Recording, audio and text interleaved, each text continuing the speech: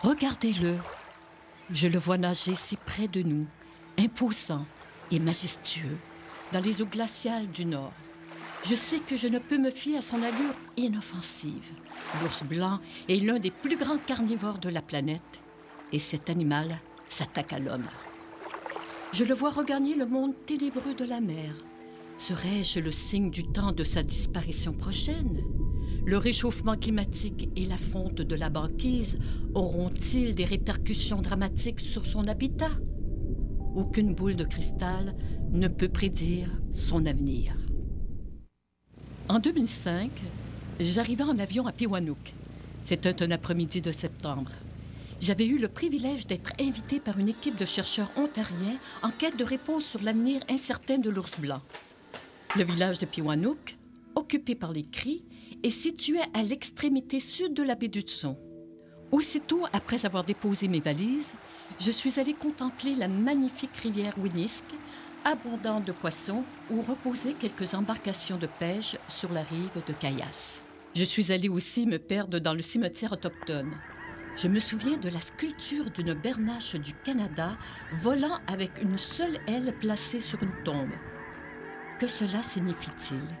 Et que dire de cette chaise vide? Quel est le spectateur qui a réservé une place pour se recueillir devant la tombe d'une personne aimée? Et ces nombreuses fleurs artificielles que la neige ni la glace ne feront jamais faner. Sur le chemin du retour, je vois quelques chiens s'amuser ensemble.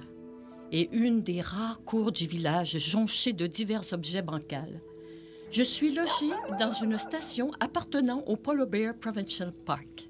Durant la soirée, nous nous préparons pour le grand départ. En effet, demain, nous partons au royaume de l'ours blanc. La recherche est menée par le Dr Martin Aubert, expert canadien en matière d'ursidés. Je suis une des rares reporters à avoir pu accompagner l'équipe de chercheurs. C'est une chance inouïe.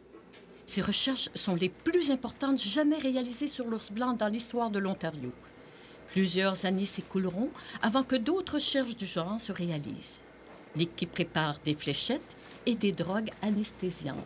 Environ 9 millilitres de ce cocktail suffisent à endormir un gros mâle de 500 kilos. Durant la nuit, le village s'est drapé dans un voile magnifique et lumineux. C'est la danse des aurores boréales, le plus merveilleux spectacle du monde.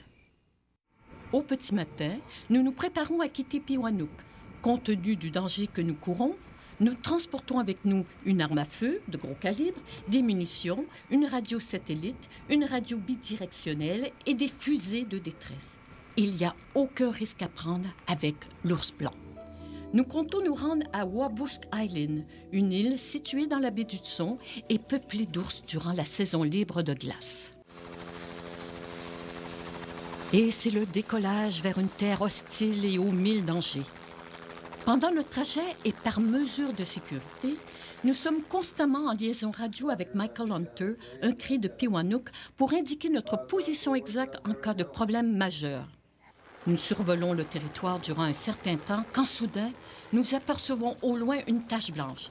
Ceci ne trompe pas, c'est un ours. Il est assoupi et le bruit de l'hélico ne semble pas, pour l'instant, le déranger. Nous descendons en catastrophe de l'hélicoptère pour faire place au Dr Aubert qui aura besoin de tout l'espace possible pour utiliser sa carabine à fléchettes. Je regarde l'hélicoptère décoller, n'ayant maintenant qu'à son bord le pilote et le chercheur. Je cours en direction où l'engin se rend pour ne pas rater la scène tant attendue. Mais en montant une bonne butte, je trébuche et je tombe. Quelques minutes plus tard, j'arrive de justesse pour saisir ces images presque uniques.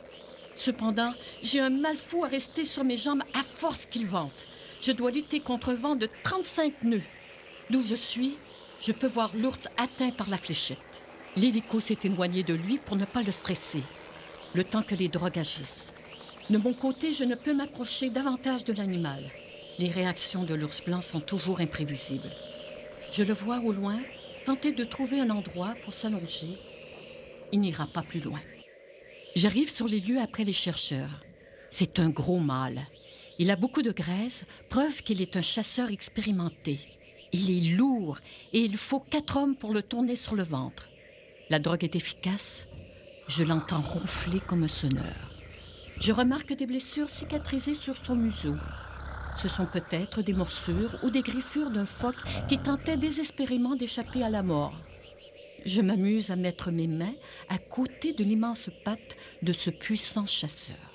Je n'aurais jamais cru, un jour, pouvoir caresser en toute quiétude un ours blanc vivant. Sur place, les chercheurs effectuent différents examens sur l'ours endormi. On prélève des échantillons de chair à des fins d'analyse d'ADN. Puis, voici la dernière étape qui consiste à administrer à l'animal un anti-anesthésiant. Ce gros mâle se réveillera d'ici peu et nous devons quitter les lieux rapidement.